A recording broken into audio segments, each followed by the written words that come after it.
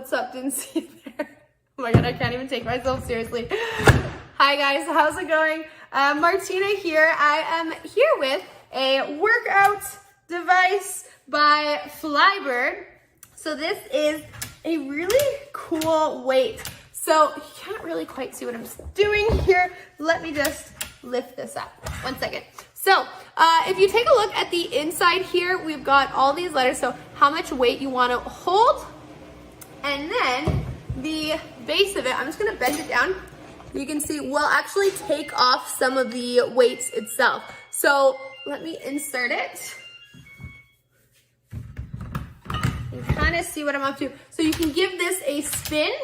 So I have it at the 22. Let's bring it to 33. So now this will be at the 32 weight. Wow, that's embarrassing how not strong I am.